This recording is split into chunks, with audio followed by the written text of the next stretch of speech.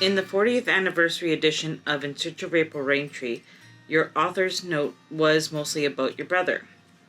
Why did you decide to write about him? Well, after the 25th anniversary edition of In Search of April Raintree, I wrote Come Walk With Me, a memoir, and that was in 2009.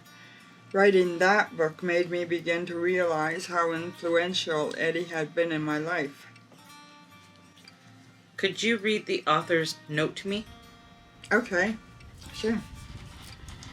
I need to give a long overdue recognition to my brother.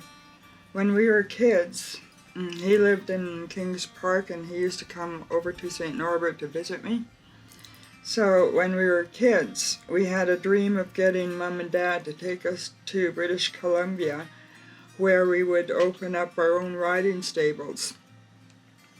And back then, in those days, when we were kids, he worked at a riding stable in Kings Park, and that's why we thought it was a possibility.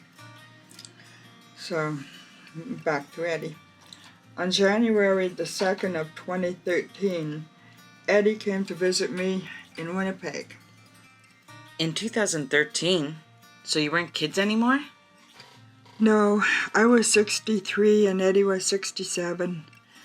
This is not in my author's note, but back then I had a website and a couple of his school friends from Kings Park contacted me while he was here in January.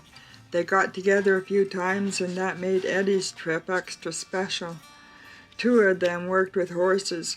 One had his draft horses at the Festival du Voyageur, giving sleigh rides every year, and another one had a riding stable at Riding Mountain National Park. The third had his own horse when they were much younger, and Eddie was the one who trained it for him. That horse connection to my brother was one of the reasons why I wanted to do a video for Thin Air at the Caravan Farm Theatre.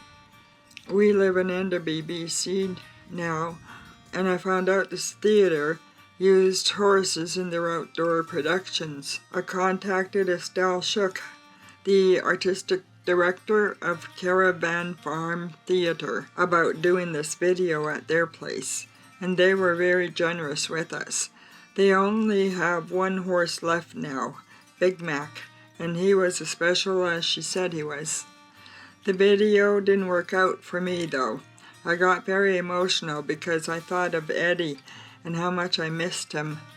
Even though we both loved horses, we never did go riding together. When I had horses, he wasn't with me, and when he had horses, I wasn't with him. Before I continue, I would like to thank Estelle Shook of Caravan Farm Theatre. So back to Eddie. At the end of that month, January 2013, we attended an Idle No More rally at the Legislative Building before he went back home to BC. Then at the end of that year, on December 30th, he was in a car crash in McLeod Lake, BC.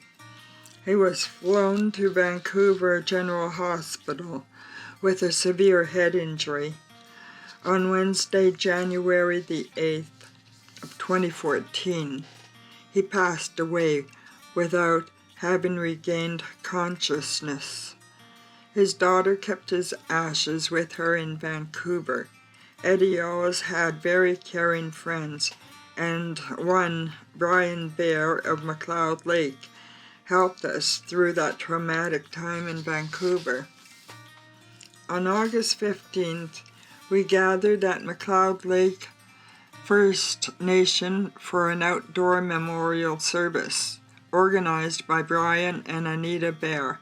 At the end of the service, just before we walked down to the north end of McLeod Lake to release Eddie's ashes, others began looking upward and pointing up to the sky.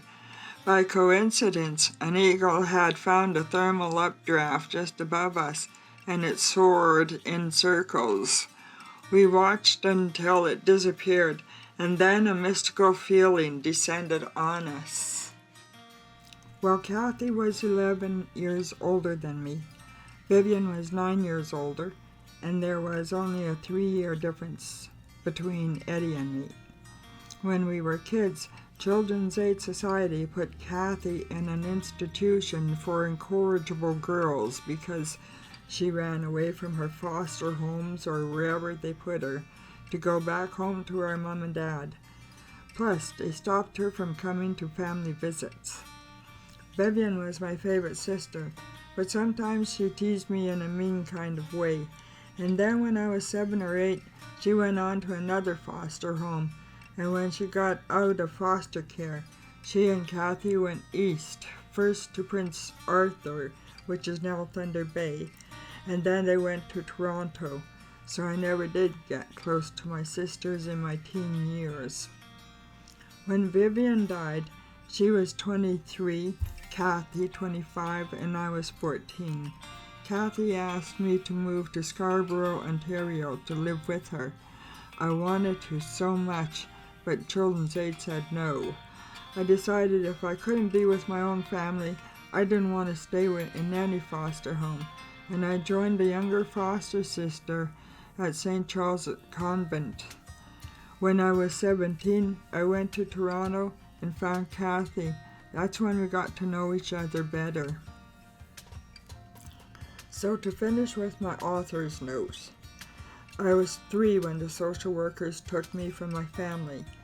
Recently I figured out that if I added up all the months that Eddie and I had together, it would amount to less than a year. Yet I knew enough to know how amazing he was.